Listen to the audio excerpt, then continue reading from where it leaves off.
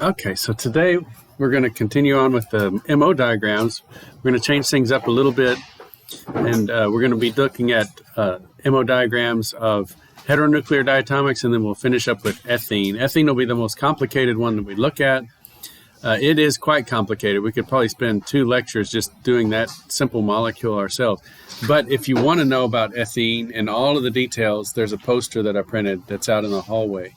And you can go on either side and see how all of the orbitals are created and so on and what's joined to what. So it's a 4-foot by 3-foot poster of the MO diagram of ethene. And there's really no way to show, I show the whole thing on the screen, but it's so small you can't see the designations and everything. But we will focus most of our time on carbon monoxide. And this will be an important lecture if you go on to advanced inorganic, where you're dealing with organometallic compounds and with coordination complexes, where carbon monoxide illustrates an important bonding concept as to why those molecules are so stable. Because why would you think that a metal would have much interest in an organic molecule? But organometallics is a whole area of chemistry that's really interesting. So for heteronuclear diatomics, these are A, B type molecules. They're all C infinity V. And here's the C infinity V character table. Again, it started out with the diatomics being the first molecule studied. They started out writing the Millikan notations in Greek characters, capital Greek characters, and since have switched over to, English characters, A and E. And so you can see the different designations here with the more common designations. And then we have over on the right the basis sets or basis functions, the z squared, z, etc. And so these kinds of designations would be for s orbitals. Whenever you see the z squared, x squared plus y squared, s orbitals are going to be top row. So you're pretty comfortable with that designation. We have the px and py orbitals, which are x and y because they're off axis. So remember, the axis of a linear molecule is the z-axis. And so x and y are off axis. And then those combine to make the pi orbitals. And so if you have a pi bonding interaction in a diatomic, that's going to be x or y. It's going to be E. And then if you have the pi star, that's going to be the xz or yz. And we'll see that, I'll be sure to point that out when we get to carbon monoxide's MO diagram. Now, I don't label this row here, but this would be, again, D orbitals, D-type orbitals. But there's really no central atom in a diatomic. And so we're not going to run across that, really. So anyway, but they're there. And then up here, the PZ orbital and the sigma star are going to have Z character, which would be also A1.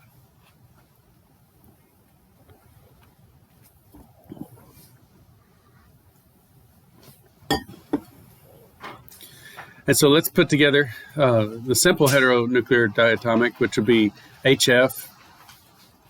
And so you can imagine if you're making this one on your own. So if you're starting with a blank sheet of paper, how do we know the relative positions of these orbitals? The highest orbital in each atom is going to be close to across from each other. So the hydrogen 1s is going to be across from the p orbitals in the fluorine, not across from the s orbital. Okay, because those last electrons as they come into the atom all have roughly the same energy.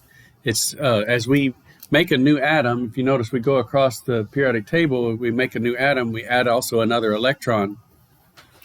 But we've added a proton, and so adding that proton sucks all of the orbitals in closer to the nucleus. And so the last one comes in at about the same energy. Okay. Now, if it's more electronegative, like if it's up towards the halogens, then those outer orbitals are also pulled in a little bit. So that's why the fluorine 2p orbitals are lower than the hydrogen 1s. Okay. So if you were making this, again, it's a diagram. It's not a plot. Like we won't have the energies exact. And so this would be good. If you had the 1s straight across from the 2p's, that would also be good for me. Okay. But I do want to see the 1s across from the 2p's and not across from the 2s. If it was across from the 2s, that would be wrong because that hydrogen wouldn't have that low of an energy. It's going to be across from the outermost orbitals of an atom.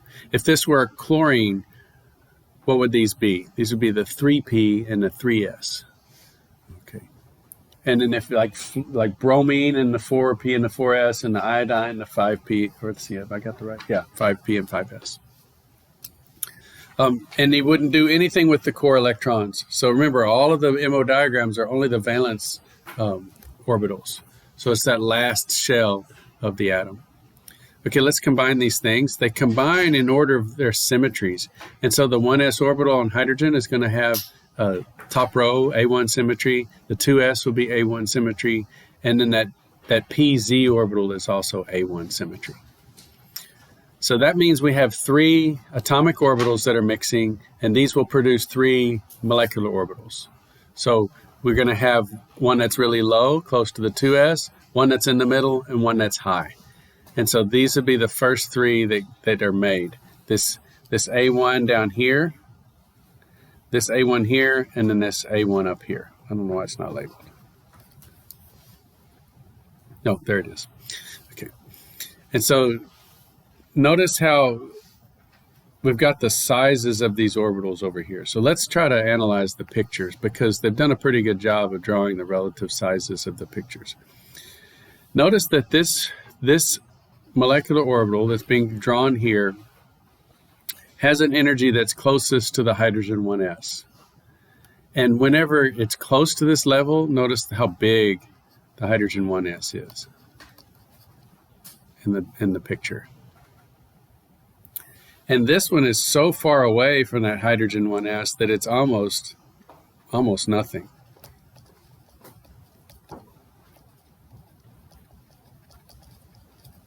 And we see that principle at work. So what's making these molecular orbitals? If you think about all of the wave functions in the molecule, the total wave function is equal to a coefficient times each of the wave functions added together.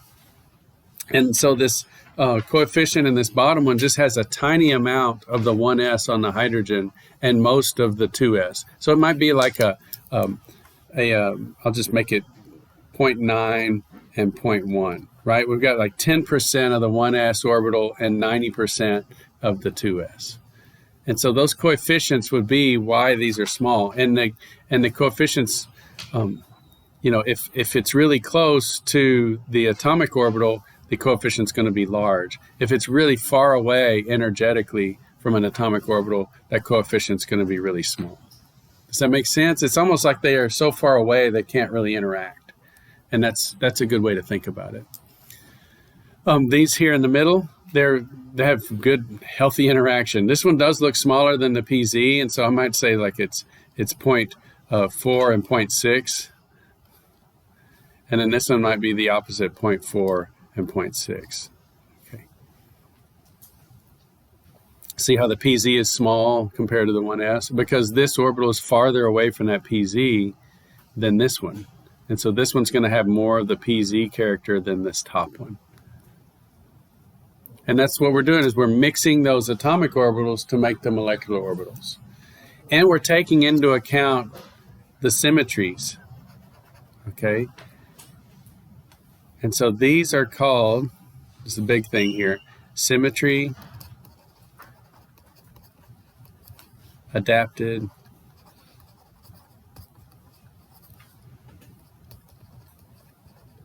linear combinations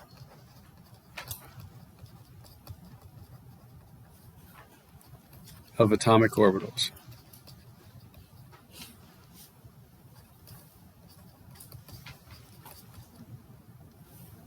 That's a long mess, isn't it? And so we're going to make an acronym out of it. SALC-AOs. Okay. And it's the linear combinations. It's like 60% of this one and 40% of that one, or vice versa. So we're adding in, that's the combination part. We're only adding in those things that have the same symmetry. So that's the symmetry adapted part. So the A1s adding to A1s, that's the symmetry adapted part. The linear combinations is the percentages of each. And we combine that to make the SALC AOs make the MOs.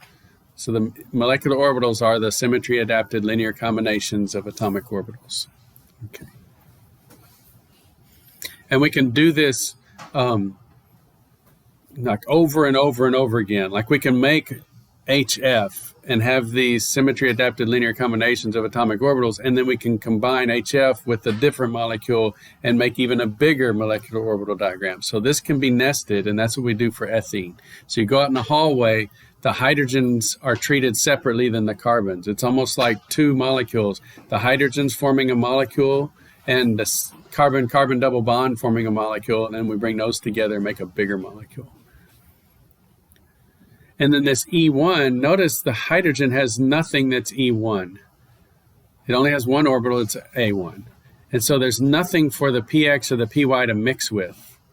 And so they don't, it's 100% PX or 100% PY and 0% of anything on the hydrogen, because that node goes right through the middle of that hydrogen orbital. And so those would be non-bonding orbitals. And that's why we give them this designation N. So N, PX, and N, PY, that means non-bonding.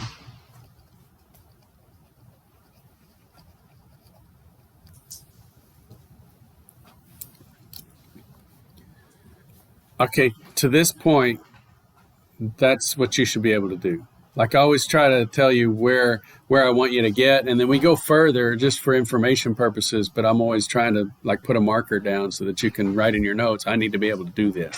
And so you should write in the notes, I need to be able to do this at this point right here. There's some other things that will be revealed. Well, actually the bond order too. So you can look at the bond order and say you need to be able to do that as well. Let me erase some of this overlap. Huh, that's weird. I've lost my ability to erase.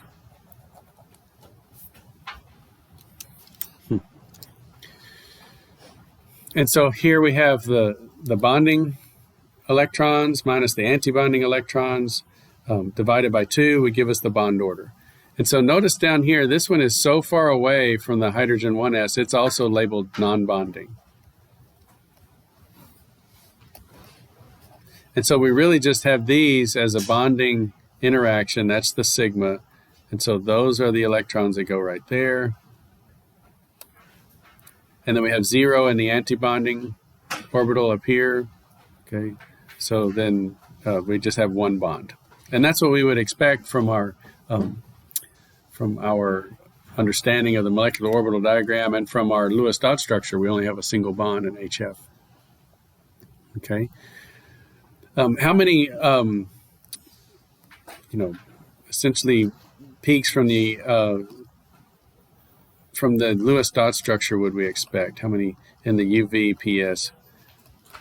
So UV PS would predict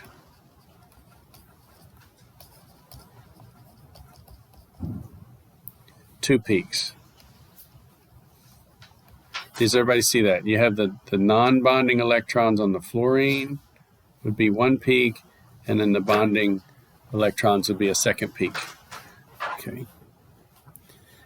And so let me erase some of this stuff so that we can see. Let's see, do I have an eraser on here? I don't know why my tablet's not letting me erase.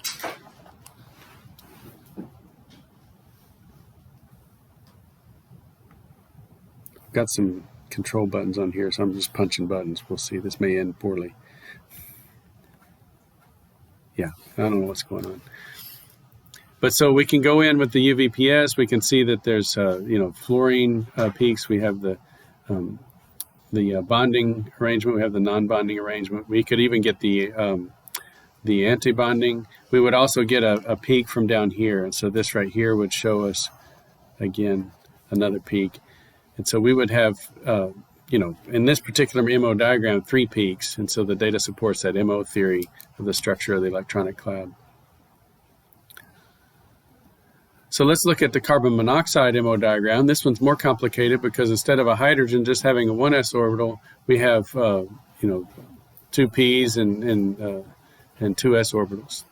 So this is how I did it. I calculated the atomic energies, and this is a nice keyword in Gaussian that you haven't used before. If you want to know about the orbital energies, you could do this pop equals full. That's the full population of orbitals.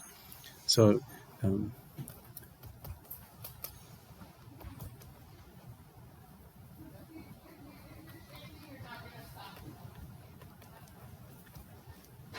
orbitals.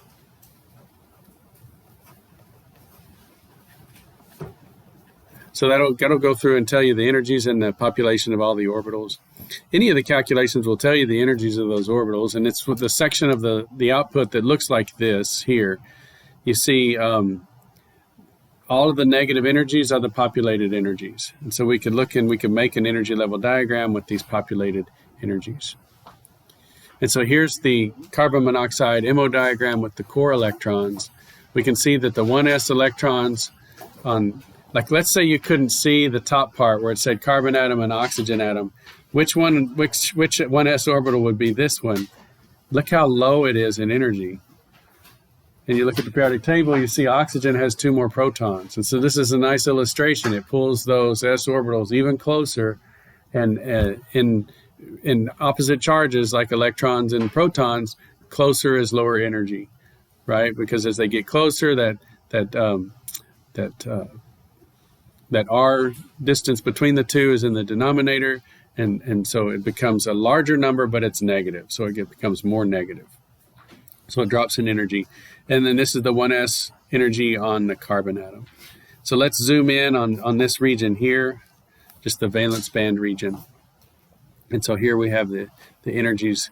And this is, again, from Gaussian, so it's accurate in terms of its relative placement of those orbitals.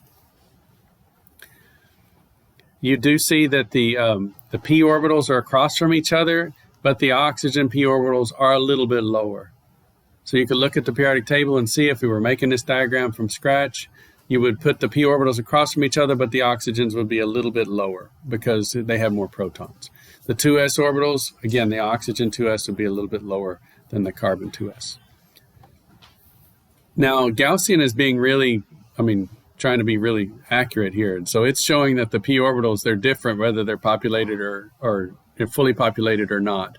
I wouldn't expect you to do that, but I still occasionally on the exam see somebody do that. You know, they're like, I saw this lecture and I watched it over and over again, and they draw their p orbitals with the population energy differences, and that's cool. But I really just expect you to draw 3 right across from each other, 3 degenerate p orbitals. Here's the px, py, and pz for the carbon, and then the 2 s's. And so again, we mix these according to their symmetries. So up here we have all of the blue orbitals are A1. There's, like the PZ orbital or the Z squared X squared Y squared, the S orbital that contains all of the squares because it's a sphere. And so those A1 orbitals all mix. So how many do we have? We have 2 s orbitals and 2 PZ orbitals. So we have 4 atomic orbitals that are going to make 4 molecular orbitals. So that's a point that I think some people miss. So I'll repeat it, that if you have 4 atomic orbitals, you have to make 4 molecular orbitals. The number of orbitals is conserved. So how do we decide where the relative orbitals are? So look at these 2 s's.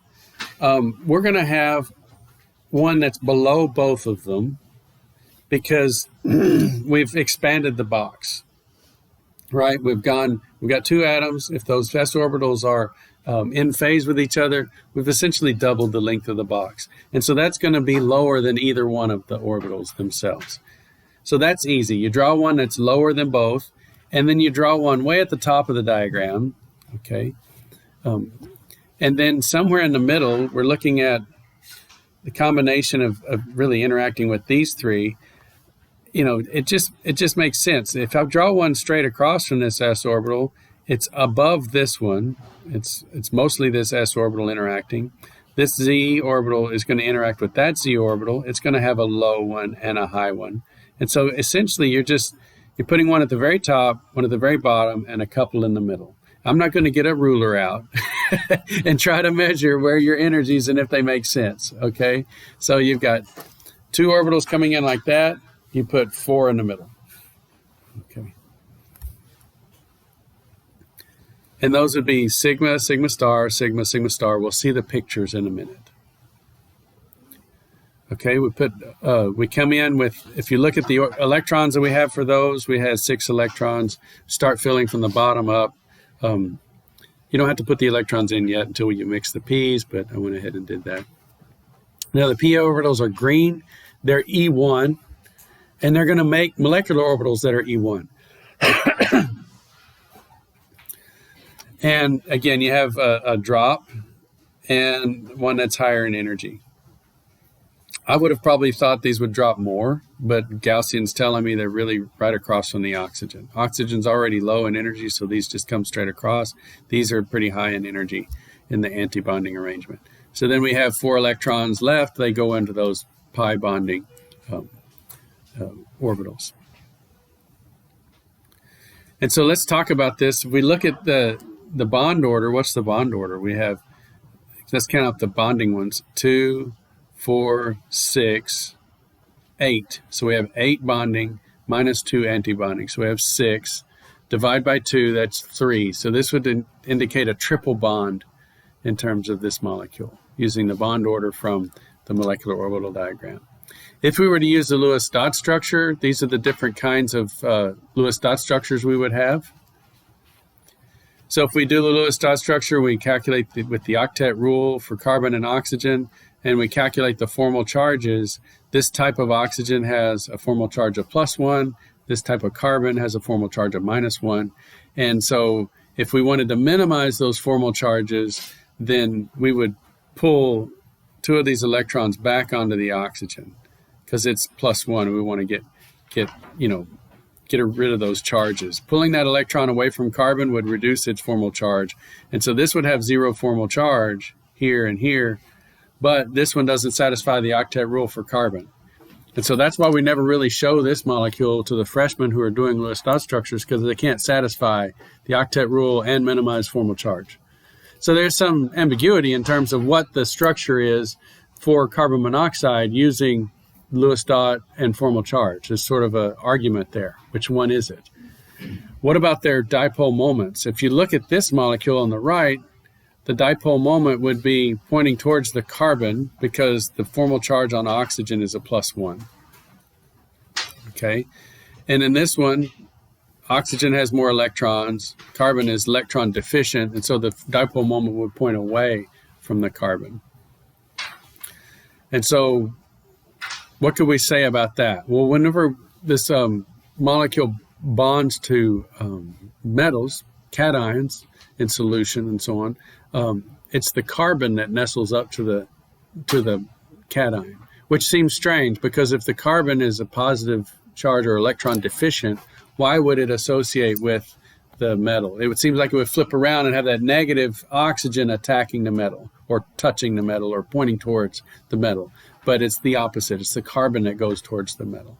So maybe we can understand why that is. But anyway, this suggests this CO carbon monoxide energy level diagram suggests that we have a dipole from Gaussian. We have a dipole that's pointing again away from the carbon. So this looks like it is got a triple bond from the MO diagram and a dipole that points away from the carbon. So that seems a little strange. That's not what you would draw if you were looking at the electron, formal charges. But this is what Gaussian's telling us. Let's look at the molecular orbitals and see if we can understand this.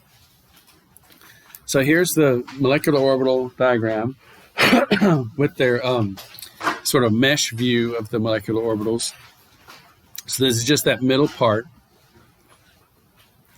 And we can look at the different kinds of orbitals. We see that the pi orbitals, do those make sense to you? Those are those p, x, and py orbitals that come up side on. These up here, the pi star orbitals, let's look at this one here. This is the x-axis kind of coming out the top.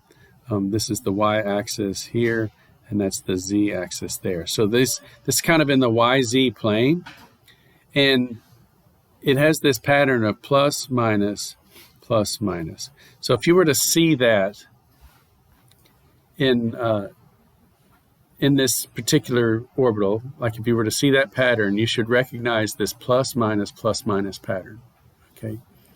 If I were to take and plot the z-axis and the y-axis here, and I wanted to plot in here the function y times z, So y times z. So I have positive y values times positive z values. And so this quadrant would be positive. And here I have y positive values and negative z values. And so this would be negative because I have a negative number on the z-axis, a positive number on the y-axis. But down here I have both negatives. I have negative y and negative z, so then the negatives cancel and I get a positive quadrant.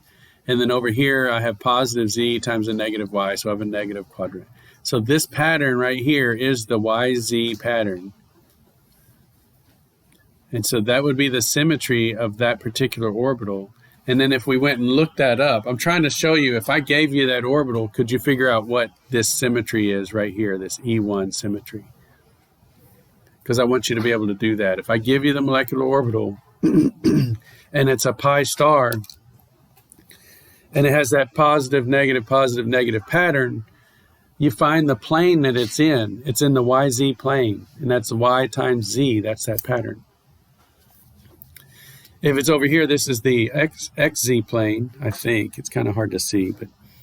And so then this would be the XZ pattern. Both of those are going to be coupled with each other on the E row of the character table.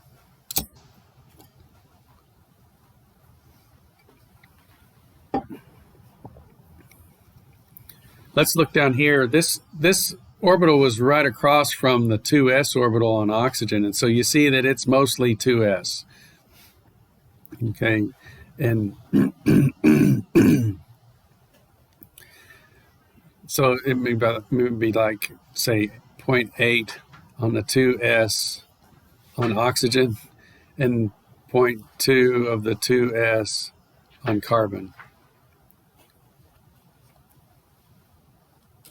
It looks like a 25, but it's 2s. Okay. And then up here we have some s orbitals, but there's also a node on the oxygen. And so we're getting into some 2p on the oxygen interacting with the 2s on the carbon. So this might be like, I don't know, 0.8 times the 2s on carbon plus 0.2 times the 2pz on oxygen. And the node is almost on the oxygen, so you know it's a p orbital on the oxygen. Do you see where the node is? It's not exactly between the two. It's hitting that oxygen. So whenever you see a node on an atom, you know that's a p orbital. Like right here, this is a node that cuts right through that oxygen, so that's a p orbital. This is a node that cuts through the carbon, so that's a p orbital. Same up here. So this is the pz orbitals bonding with each other. This is the anti-bonding of the pz orbitals. Just don't be bothered by the squished out and larger regions. If I were to draw that one by hand, let's just draw this one by hand. So I have carbon, oxygen, and so it's going to be this. It's a p orbital on carbon and a p orbital on oxygen. And the shaded regions match. You see that? So if you draw this, I say that's equal to that. And you got it. Okay. And this one up here, how would we draw that? If we had the carbon and the oxygen. That would be, you might want to squish them in the middle because you're going to need a node there. So this is kind of squished in the middle and the node there.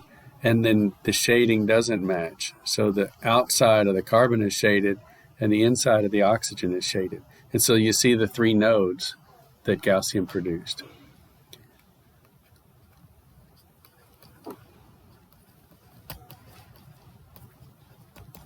So that's what I expect. You can do this. You can draw the p orbitals, how they interact, and if there's a node or not.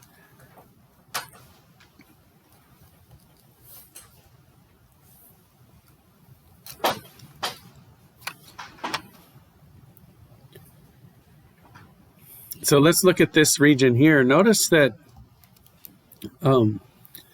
this carbon, very little of the carbon was used down here because the atomic orbitals on carbon are pretty far up in energy. So very little carbon was used in this orbital. And these orbitals here in the middle are very close to the carbon orbitals. And so there's a huge bulge on this carbon right here. So that means there's a lot of electron density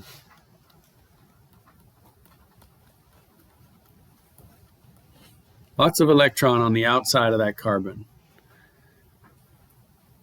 And that's the frontier orbital. That's the outermost orbital. And so that frontier orbital has a lot of electron density outside that carbon. And so that's why that carbon goes up to a cation, a metal cation, and bonds to it, or even a neutral atom too. So it would come up to that electropositive nucleus, that metal nucleus, and it would nestle up with that electron density and put that electron sort of in an unoccupied d orbital. Okay. And then the d orbital can also interact. Look at this gap, or there's a lot of room. This is an unoccupied molecular orbital, this pi star, but there's a lot of room on that carbon for electrons. So this orbital doesn't exist, but think of it as musical chairs. There's a big comfy lazy boy right there for an electron.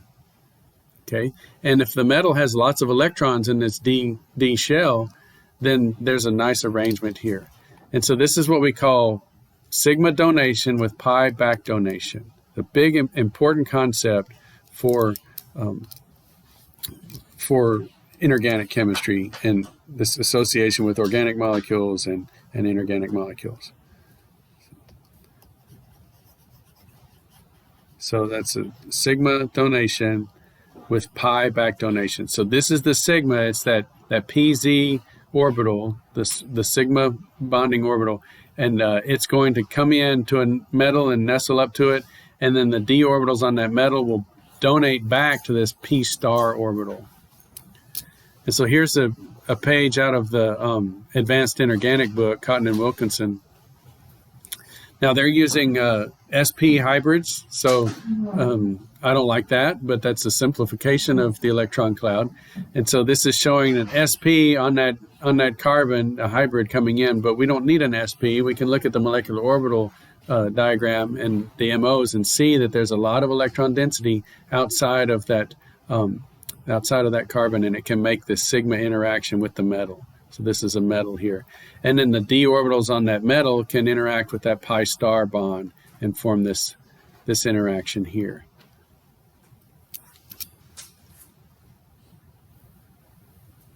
This is, you might think, well, what's the big deal putting carbon monoxide on metals? Okay, well, it'd be nice if we could get metals into organic solution. And it's not just curious. It's like, how do I can get metals to dissolve in water real easily. How can I get metals to dissolve in an organic solution? It might be a nice, trick. Let's try that.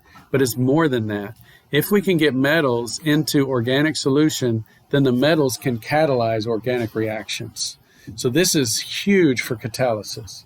In fact, Wilkinson won the Nobel Prize for this rhodium catalyst that helps us get just maybe a couple more % of gasoline out of crude oil.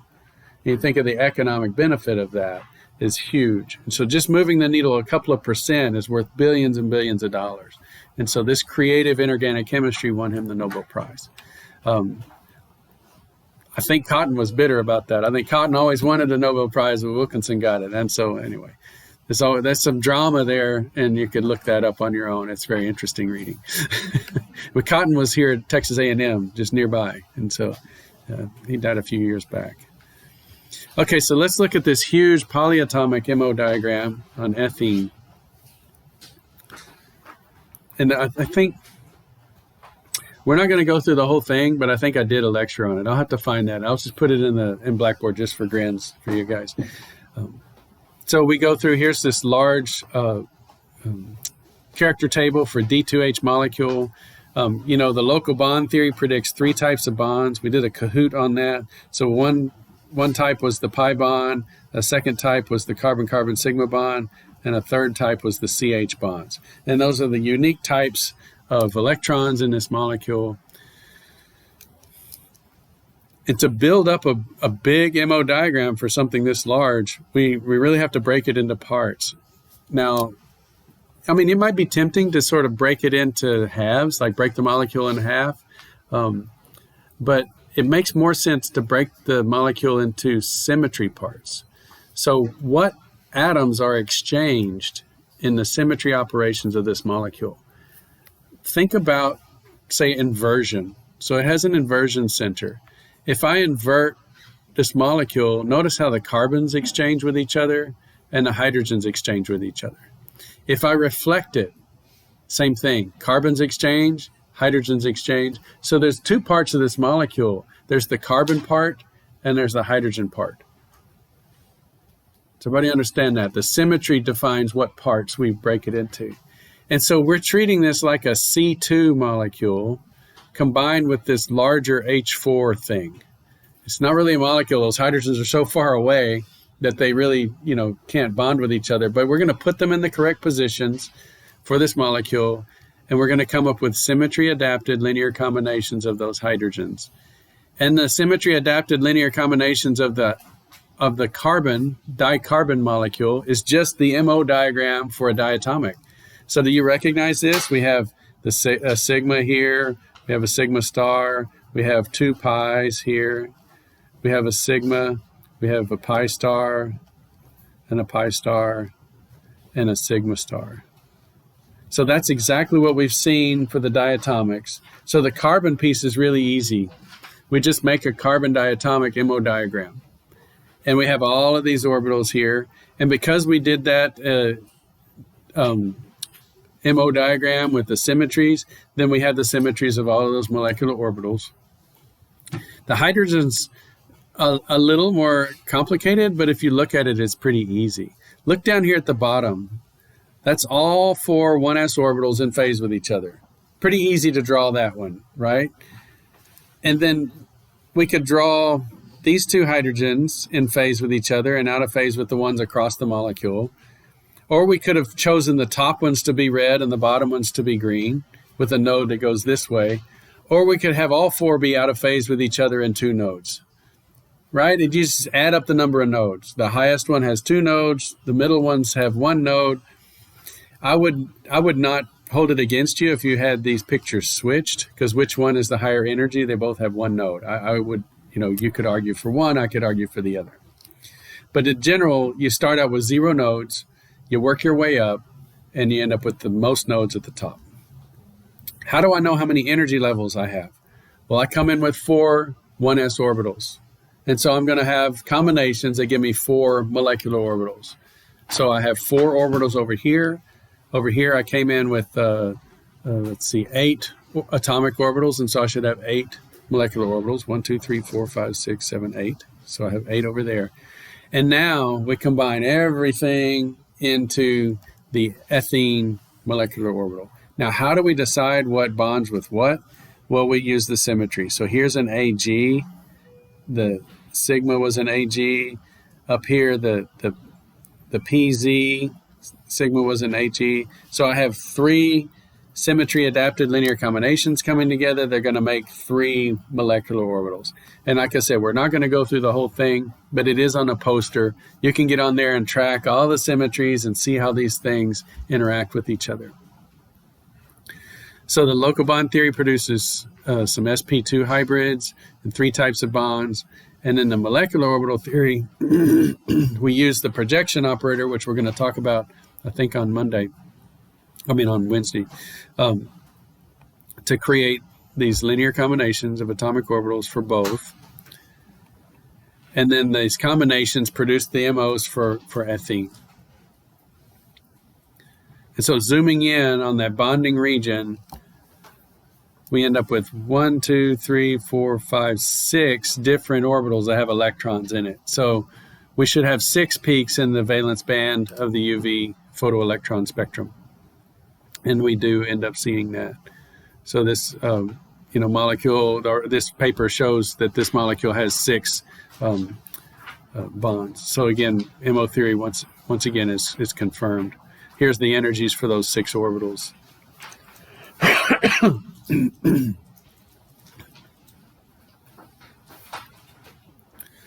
Now, this is really where we see the idea of sigma and pi bonding breaking down, because when we get away from diatomics, this whole bonding, anti-bonding, non-bonding thing kind of falls apart.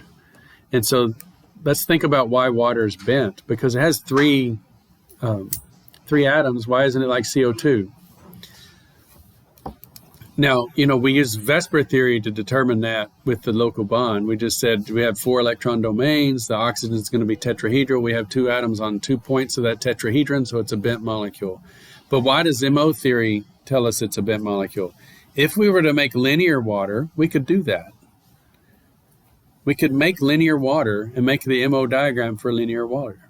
So you see the s orbitals interacting with the 2s on the oxygen. So I'm not bringing in the atoms. I'm just showing you the MO diagrams. Hopefully you're quick enough now to catch that.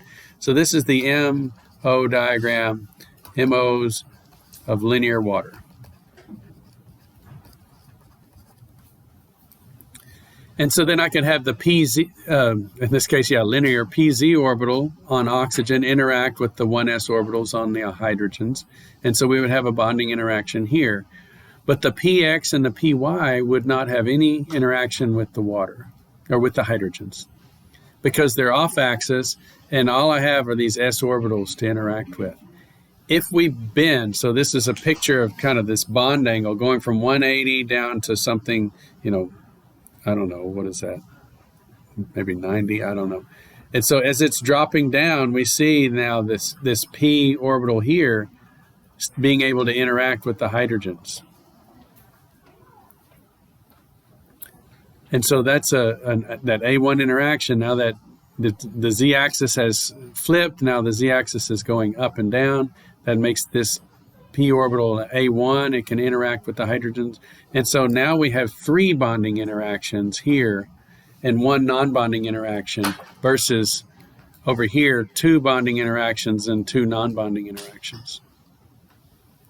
So that's why bent water has a lower energy, because there's more bonding interactions. But notice all 3 of those MOs are bonding. All 3 of those MOs are going to have 2 electrons in it. And all 3 of those MOs are going to, they're going to have electrons. If you were to calculate the bond order, it would look like there's 3 bonds in this molecule. And see, that's where I'm saying the bond order idea really works well for diatomics. But when you get to something even as simple as water, adding up the number of electrons, the number of bonds, and calculating that there's 3 bonds in the molecule is confusing because there's clearly only 2 bonds in water.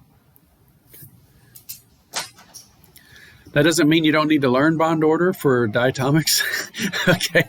But just remember, the theories have scopes, and the theory of bond order, this idea of bond order, really is scoped to diatomics, and that's why it's dissatisfying, right? It seems like that's not very useful, okay? But that's the terminology. We talk about bond order. You need to know it.